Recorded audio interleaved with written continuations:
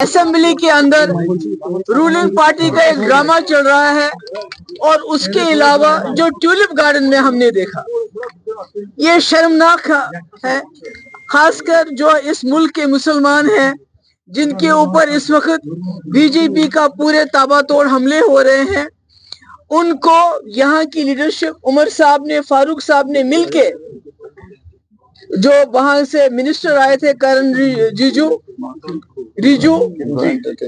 रिजू जो यहाँ आए थे, उनका इस्तेकबाल करके उन्होंने पूरे मुल्क के मुसलमानों को ये पैगाम दिया कि जो आपके साथ इस वक्त पार्लियामेंट के अंदर हुआ, जो वक्फ में अमेंडमेंट लाया गया, उसके साथ यहाँ की सरकार है, उसके खिलाफ नहीं है।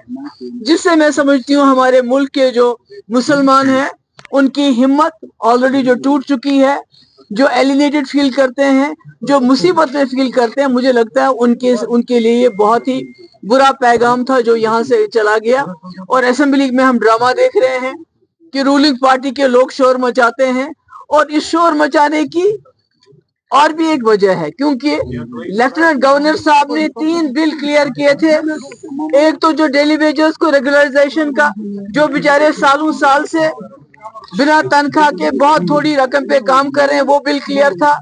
जो जमीन, गरीब लोगों को जमीन देने के लिए जो वहीद परा साहब ने और एक बिल लाया था, उसको एलजी ने क्लियर किया था। और तीसरा बिल, शराब के ऊपर बैन लगाने का बिल, वो भी क्लियर कर लिया था। तो इन तीनों तमाम बिल से बचने के लिए, डेली वेजेस को रेगुलराइज करना, गरीबों को जमीन देना और शराब पे पाबंदी, इन बिल्स के साथ अटेंशन डाइवर्ट करने के लिए असेंबली में हंगामा किया गया। और ये हंगामा इसलिए भी किया गया ताकि जिस तरह से इस्तेमाल किया गया किरण रिजिजू का यहाँ पर, जिसने ये अमेंडमेंट बिल लाया पार्लियामेंट में, और जिस तरह फारूक साहब और उमर साहब ने उनका यहाँ इस्तेमाल किया, उससे ध्यान हटाने के लिए असेंबली में पिछले 3 दिन से तमाशा हो रहा था। और आज हमारे साथ यहाँ हमारे एडवोकेट मजीद साहब हैं जो सुप्रीम कोर्ट लॉयर हैं। तो आने वाले 1-2 दिन के अंदर इंशाल्लाह हम भी इस जो वक्फ बिल पे अमेंडमेंट लाया गया उसको चैलेंज करेंगे। Ma'am, I have a question regarding Waheed परा स्टेटमेंट रिगार्डिंग, मैम ये जो अभी मैम वहीद साहब ने रेज किया है concern regarding this domicile certificates non locals के लिए, उस पर आपका क्या मैम रिएक्शन? देखिए, ये तो कोई नई बात नहीं है। जो हो रहा है, यहाँ सैटेलाइट टाउन्स बन रहे हैं, उमर साहब उस पर खामोश है। लाखों कनाल जमीन दी जा रही है, किसके लिए दी जा रही है? ये जो नॉन लोकल 83,000, आप मुल्क के अंदर कहीं भी नहीं देखेंगे इतने लोगों को एक साथ 2 साल के अंदर डोमिसाइल मिला हो। तो ये जो सैटेलाइट टाउनशिप्स बन रहे हैं, डोमिसाइल दिया जा रहा है, ये तो सारा एजेंडा है जिसको उमर साहब अब इम्प्लीमेंट कर रहे हैं। My Prime Minister said that we have brought this bill just to give social justice to Muslims, and also 13 amendments of the law when it was enacted has benefited land mafias because of the Waqf Act which was earlier there. How do you see the statement that whether it has really empowered Muslims socially? नहीं, मुझे tell me why not the Muslims taken on board before bringing in this amendment? Nobody, कोई मुसलमान किसी, सब इसकी मुखालफत कर रहे हैं।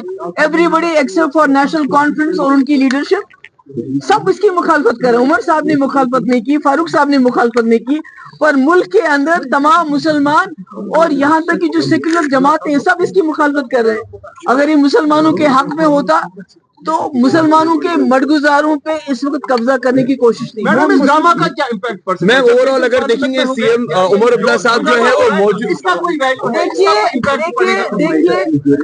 उमर साहब को इन दिनों असेंबली में होना चाहिए था और खड़े होकर ये बात कहनी चाहिए थी, जिसे तमिलनाडु में सरकार ने कहा हम इम्प्लीमेंट नहीं करेंगे, इसी तरह उमर साहब को भी कहना चाहिए था हम इसको यहाँ इम्प्लीमेंट नहीं करेंगे। आज उमर साहब अवेलेबल नहीं रहे।